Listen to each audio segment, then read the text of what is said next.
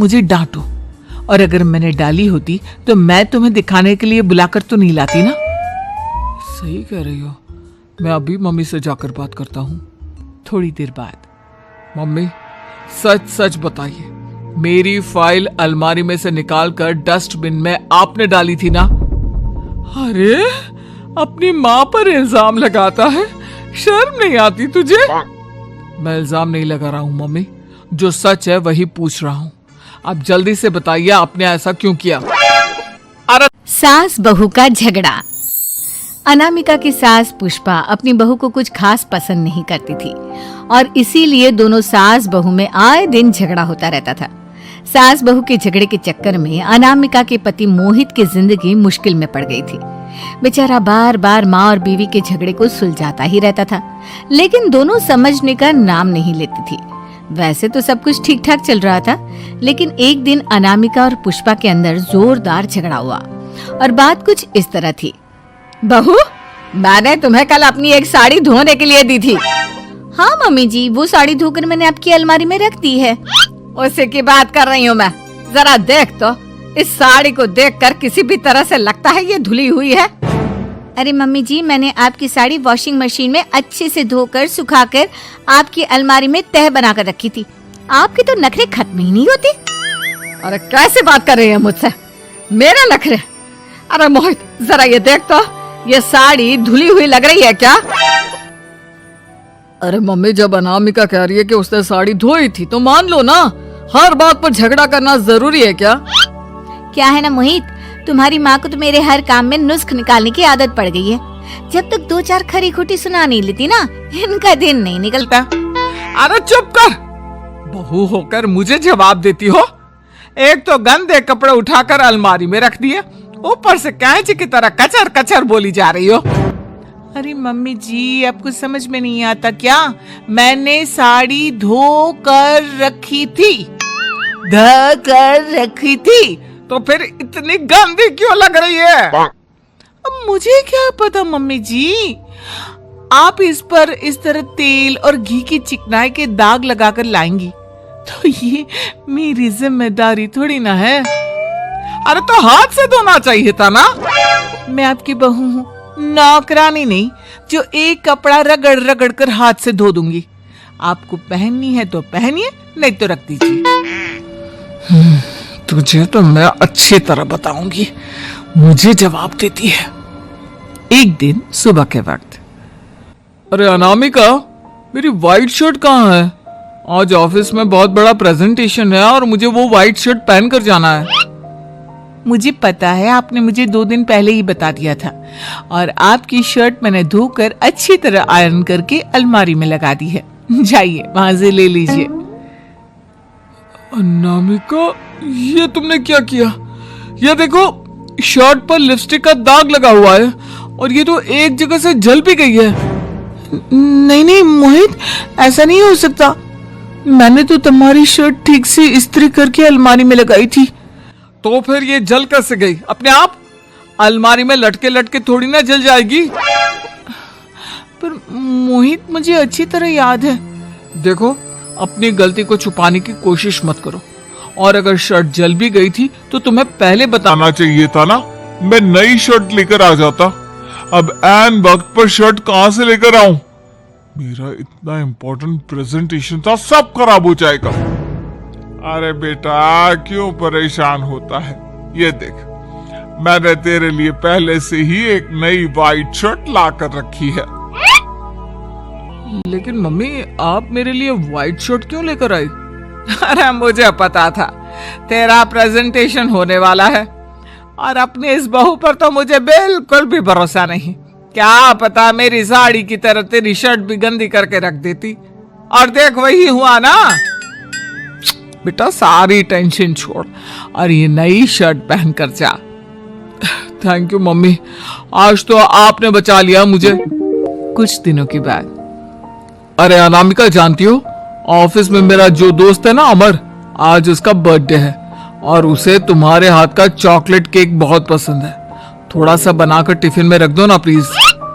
हाँ हाँ, क्यों नहीं, मैं बहुत अच्छा केक बनाकर आपके दोस्त के लिए रख दूंगी।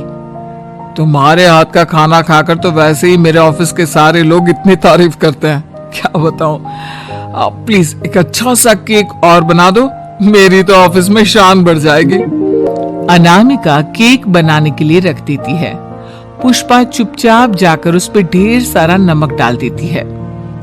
देख अमर, तेरी भाभी ने तेरे लिए चॉकलेट केक बनाकर भेजा है, तुझे बहुत पसंद है ना?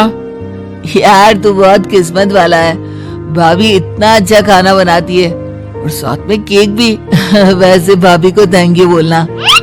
थैंक यू बाद में, पहले तो ये केक खा कर देख, बहुत मेहनत से बनाया है अनामिका ने।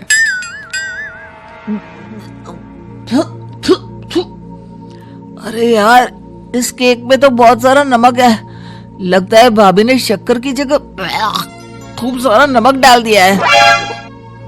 अरे मोहित, तू तो अपनी बीवी की कुकिंग की बहुत तारीफ करता फिरता है, जरा पूछना अपनी बीवी से केक में नमक कब से डलने लग गया।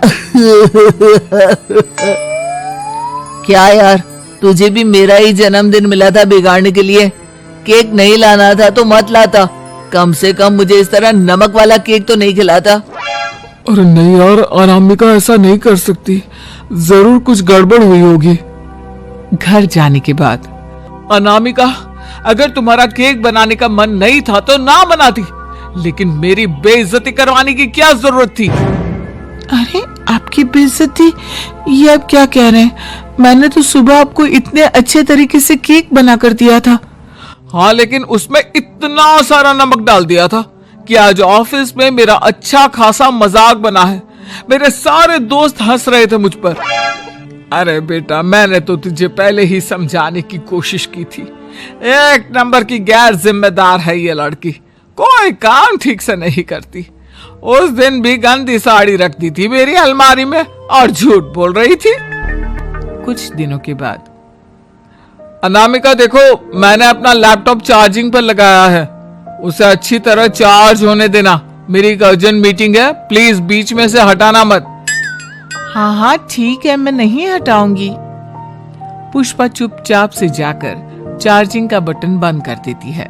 थोड़ी देर बाद, अरे ये लैपटॉप चार्ज क्यों नहीं हुआ? और ये बटन किसने ऑफ कर दिया? अनामिका इधर आओ। क्या हुआ? क्यों चिल्ला रहे इतना? अनामिका, मैंने तुमसे कहा था ना, मेरा लैपटॉप चार्जिंग पर लगा हुआ है, मेरी अर्जेंट मीटिंग है, तुमने इसका स्विच ऑफ क्यों कर दिया? अरे मैंने ऐसा कुछ नहीं किया, मैं क्यों स्विच ऑफ करूंगी? कुछ दिनों से देख रहा हूं अनामिका, तुम मेरा हर काम बिगाड़ देती हो। देखो, ये अच्छी आदत नहीं, कम से कम तुम्हें इस बात का तो ध्यान रखना चाहिए था कि मेरी कितनी इंपॉर्टेंट मीटिंग थी। अब क्या करूंगा मैं?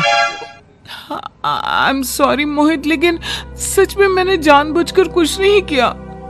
अगर जानबूझकर नहीं किया तो क्या सब कुछ अपने आप हो जाता है? कभी मेरी शर्ट जल जाती है, कभी केक में नमक डल जाता है। आप मेरी बात क्यों नहीं सुनते? मैंने जानबूझकर कुछ नहीं किया।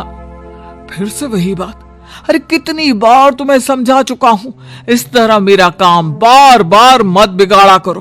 तुम जानती हो मुझे कितनी प्रॉब्लम होती है, ऑफिस में तो पहले ही बेइज्जती करा चुकी हो, और अब ये मीटिंग, ये भी मेरे हाथ से निकल गई।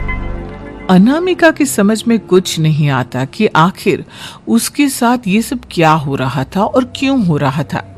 फिर कुछ दिनों के बाद मोहित अपने ऑफिस से कुछ फाइल लेकर घर आता है। अनामिका, ये कुछ फाइलें हैं, इन्हें संभाल कर रख दो, और प्लीज इस बार ध्यान से, कोई गड़बड़ी नहीं होनी चाहिए। नहीं मोहित, कोई गड़बड़ी नहीं होगी, मैं सारी फाइल्स अलमारी में लॉक करके रखूंगी और चाबी अपने पास रखूंगी। अनामिका, जरा अलमारी की चाबी तो देना। क्यों मम्मी जी, आपको क्या काम है? उसमें मोहित की जरूरी फाइल रखी है और मैं नहीं चाहती कि इस बार कोई भी गड़बड़ हो। पता नहीं कुछ दिनों से हर काम खराब हो जाता है। अरे मुझे उसमें से पैसे निकालने हैं और उसके बाद ले लेना अपनी चाबी, मैं खा नहीं जाऊंगी तुम्हारे पति की फाइल। अनामिका को अपनी सास पर शक होता है। चाबी देने के बाद वो चुपचाप छुपकर अपनी सास की हरकत देखती है। ये फाइलें उठाकर डस्टबिन में डाल देती हूँ, फिर देखना कैसे मोहित इसकी खबर लेगा। इस बार तो छोड़ेगा नहीं इसे। वैसे भी पहले मैंने जो कुछ भी किया है उसकी वजह से अच्छी खासी डांट पड़ी है, मजा आ जाएगा। अच्छा तो ये बात है, सारा काम मम्मी जी बिगाड़ देती है, वो भी इसलिए क्योंकि मेरा उनसे झगड़ा हो गया है। सास के जाने के बाद अनामिका मोहित को बुलाकर लाती है।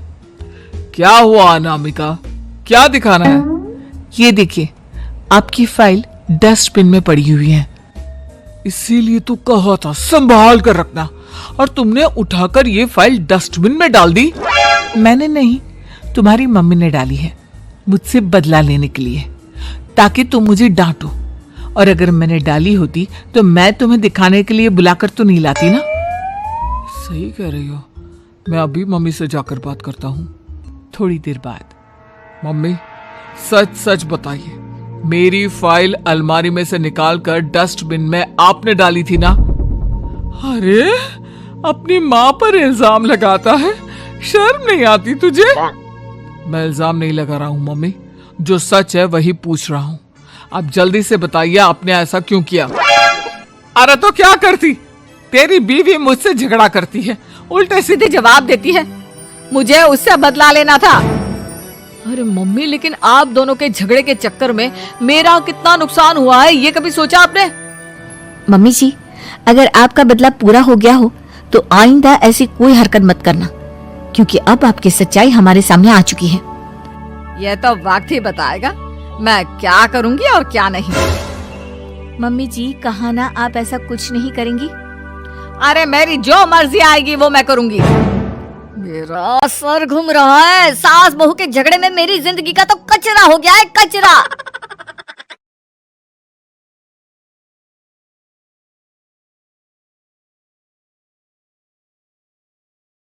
तो क्या करती, तेरी बीवी मुझसे झगड़ा करती है, उल्टे सीधे जवाब देती है।